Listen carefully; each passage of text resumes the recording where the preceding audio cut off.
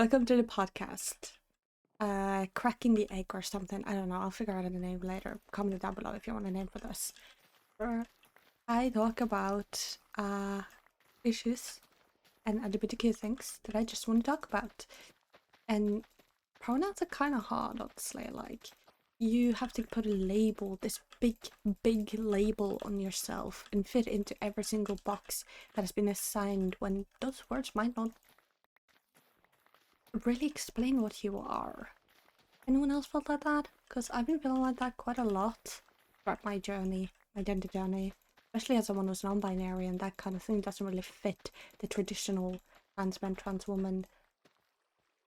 And honestly, I've gotten a lot more shit because people don't know that that non-binary is a part of being trans, but that is an entirely different topic. But when it comes to the pronoun thing, I think the best thing that's actually helped me personally is to experiment. I went from identifying as trans to identifying as non-binary and then non-binary / agender, which I'm still not even sure about because gender is very fluid and I struggle already with self-identity, so what I feel will be very hard to put into words. But right now I feel like that might be the best way to describe me. I do use they them, and I'm not opposed to people using neopronouns to me. But the entire topic of neopronouns seemed to be such a weird one. I don't want to go too much into anything negative right now, but I will say that I generally don't think neopronouns is harmful. And I think it's very nice to have for someone who like me, don't feel like the typical pronouns very much suits you or explains who you are. And also it's felt kind of confusing going through that entire process and seeing people's differentiating opinions on the topics. But regardless of that, I went by he, they, then I went they, them, it, and then I went back to they, them because of the neopronoun thing. And it is so confusing. I feel like I'm treating it like buying Pokemon cards. Every other week I have a new fucking thing.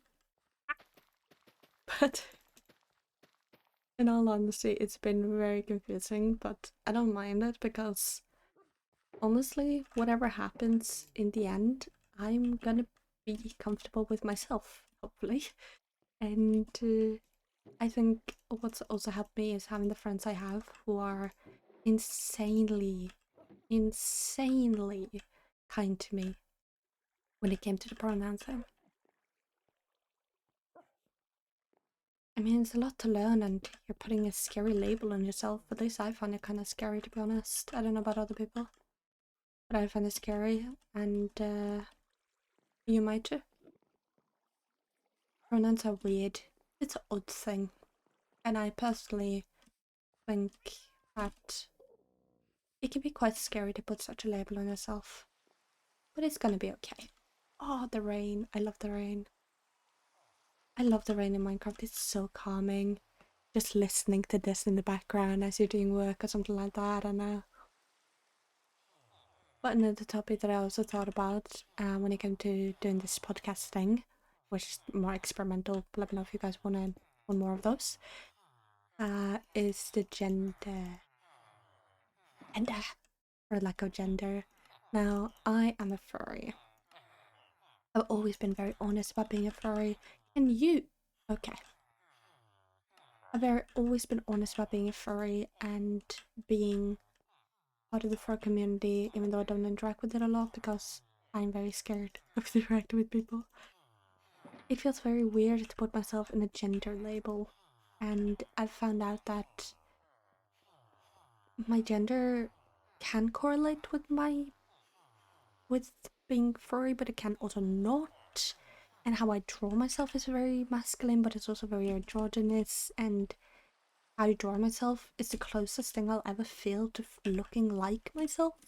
I don't think I've spoken about before, but Kate is actually a persona and a representation of me as also his own character, but that's a separate discussion, where he's the closest thing to what I believe and feel on the inside, shown as a character.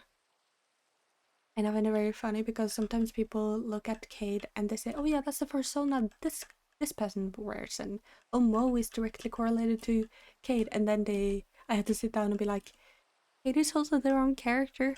When I post about them missing their wife, that is not me missing my wife. I don't have a wife." I don't have a wife, I promise. I promise I don't have a wife. And I also don't have a black cat or supernatural powers.